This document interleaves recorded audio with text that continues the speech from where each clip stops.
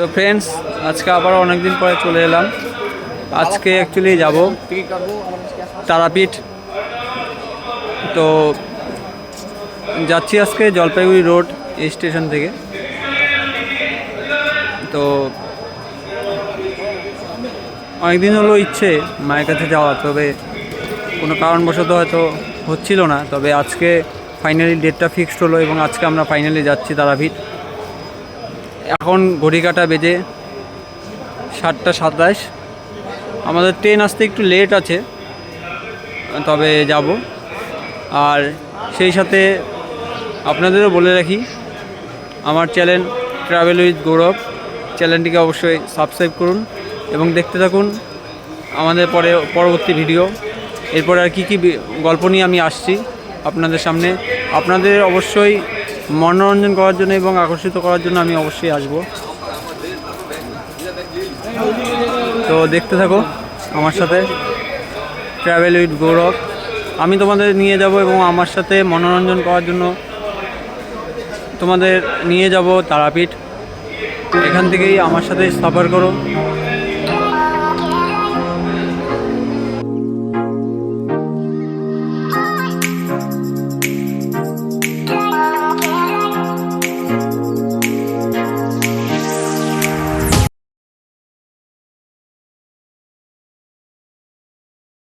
এই আমাদের ট্রেন পদাতিক এক্সপ্রেস চলে আসছে।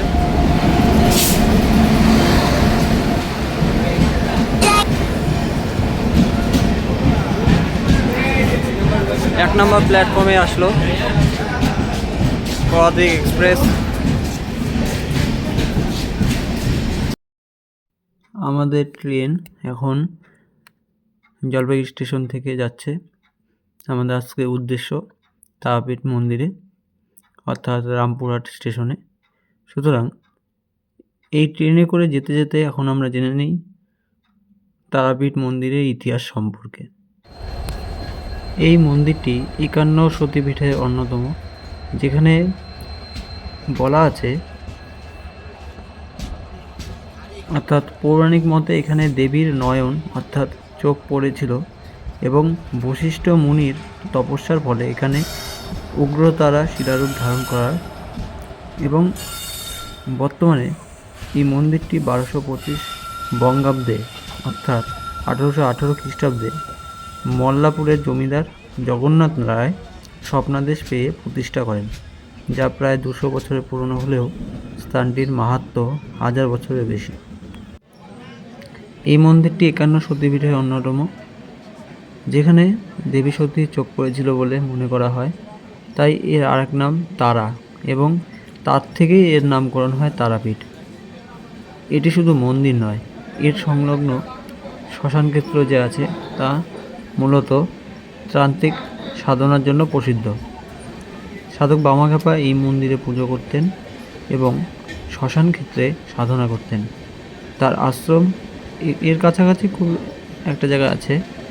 এখানে অর্থাৎ এই মন্দিরে মায়ের ভোগ নিবেদনের জন্য রয়েছে বিভিন্ন রকমের ভোগের প্রথা, এবং সাথে আছে মাছ, পাঁঠার মাংস সহ আরও অনেক। এবং এখানে বছরের প্রতিটা দিনই ভক্তদের ভিড় থাকে, তবে শনিবার, মঙ্গলবার, রবিবার এবং বিশেষ করে অমাবস্যার দিন খুব ভিড় হয়। আমি কোনোদিন যাইনি, তবে এই প্রথম যাচ্ছি তারাপীঠ মন্দিরে। তো এবার বলি এই তারাপীঠ মন্দিরে কীভাবে যাবেন। তো আমি যেখান থেকে যাত্রা শুরু করেছিলাম, যদি আমরা ধূপগুড়ি থেকে রামপুর স্টেশনে পর্যন্ত যাই, তাহলে আমাদের ধূপগুড়ি থেকে ট্রেন ধরে, অর্থাৎ পদাতিক এক্সপ্রেস এবং আরও অনেক ট্রেন রয়েছে, যে ট্রেনগুলোতে চড়ে আমরা রামপুরহাট স্টেশনে যেতে পারবো। এবং ধূপগুড়ি থেকে রামপুরহাট স্টেশনের গন্তব্য 439 কিলোমিটার, এবং সেই রামপুরহাট স্টেশনে গিয়ে আমরা ট্যাক্সি বা বাসে করে তারাপীঠ মন্দিরে পৌঁছে যেতে পারব। এবং সেখানকার অর্থাৎ রামপুরহাট স্টেশনে সেখান থেকে তারাপীঠ মন্দিরে প্রত্যেকটা ট্যাক্সি মাথাপিছু 50 টাকা করে নেয়। এবং স্টেশন থেকে তারাপীঠ মন্দিরের দূরত্ব 8-9 কিলোমিটার হবে।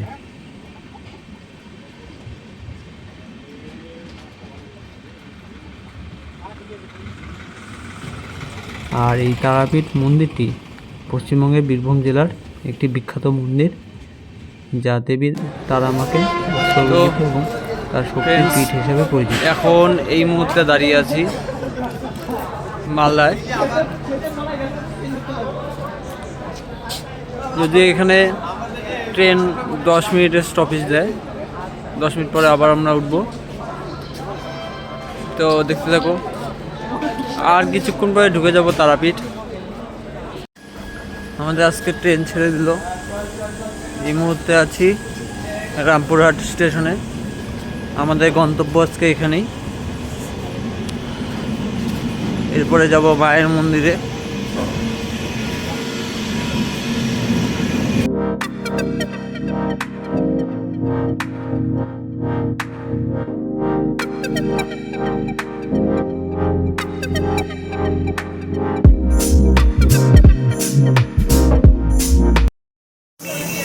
তো এখন আমরা হোটেল থেকে বেরিয়ে মন্দিরের উদ্দেশ্যে। আজকে যেহেতু অমাবস্যা রয়েছে, তার জন্য প্রচণ্ড ভিড় রয়েছে। এখন ঘড়িতে বাজে সকাল 6:20। প্রচণ্ড ভিড়।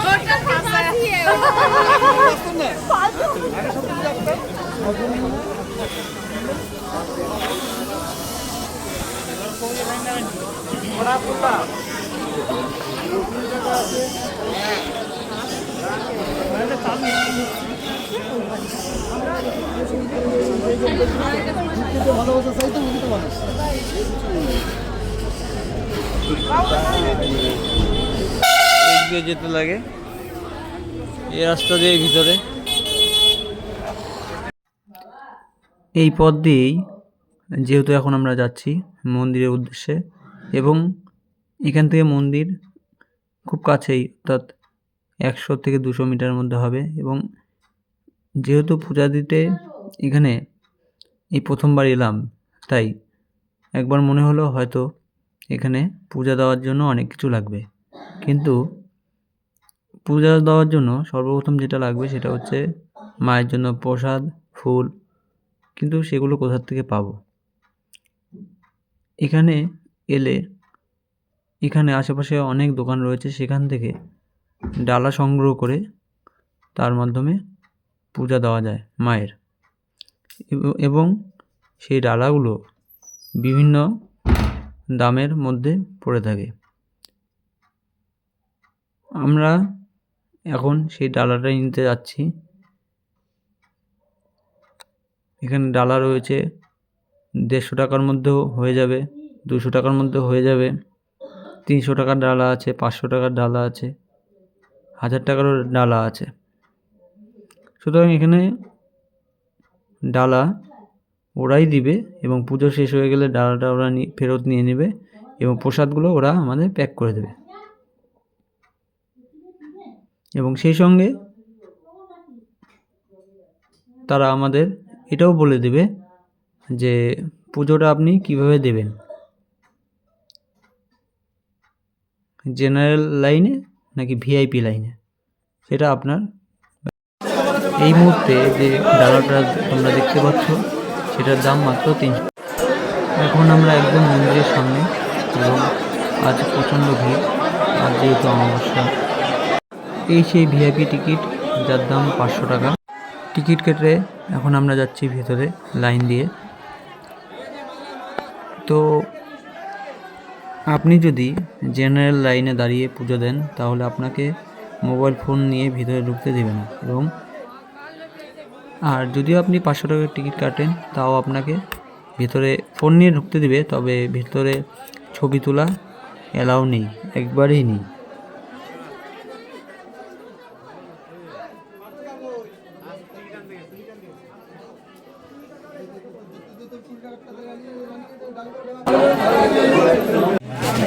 দেখুন সন্ধ্যাবেলা কি ভিড় মন্দিরের সামনে। এটা 2 নম্বর গেট।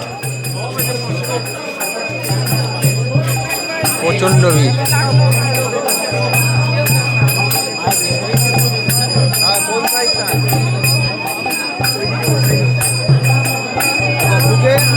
প্রচন্ড ভিড়, কারণ এখন আরতি হবে এবং সাথে ভোগও হবে।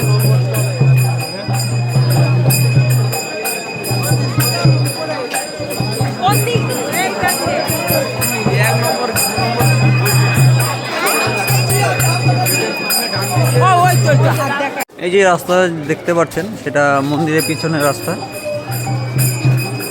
এখানেও ভিড় রয়েছে, প্রচুর ভিড় রয়েছে।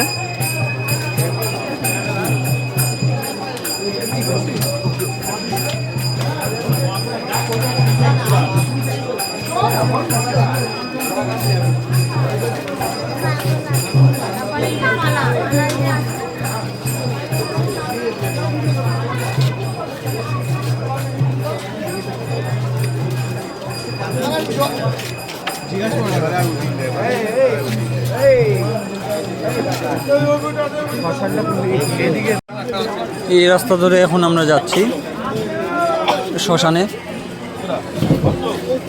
এখানে আসলে যদি শ্মশানটাই না দেখি তাহলে হয়তো একটা কাজ অসম্পূর্ণ থেকেই যাবে। যাইতে লাগবে না, আসতেছে। এবং আমার চ্যানেলের তরফ থেকে আপনাদের আরও একবার অসংখ্য ধন্যবাদ। আপনাদের আশীর্বাদে আজকে আমি এতটা দূরে আসতে পেরেছি। সবই আপনাদের সাপোর্ট এবং ভালোবাসা, দুটোই যখন মিলে একাকার হয়ে যায় তখন তা আর কেউ আটকাতে পারে না। এখন এই মুহূর্তে এসে পৌঁছালাম। প্রচণ্ড ভিড় দেখতে পাচ্ছ, এটা 1 নম্বর গেটের ভিড়।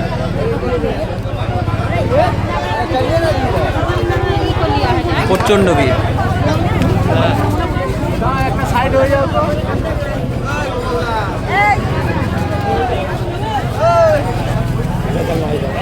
কোথায় যাচ্ছ তোমরা? দাঁড়া দাঁড়া,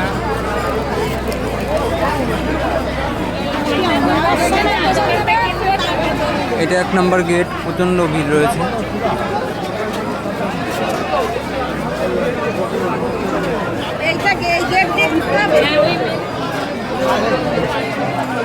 হাঁটা পথেই দেখতে পেলাম পাশেই চায়ের দোকান এবং সেখান থেকে চা খেয়ে নেব। এখন আমরা এই মুহূর্তে চলে আসলাম তারাপীঠের মহাশ্মশানে।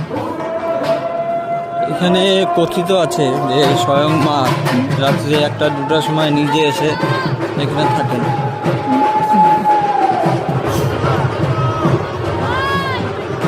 তবে এখানকার শ্মশান সত্যি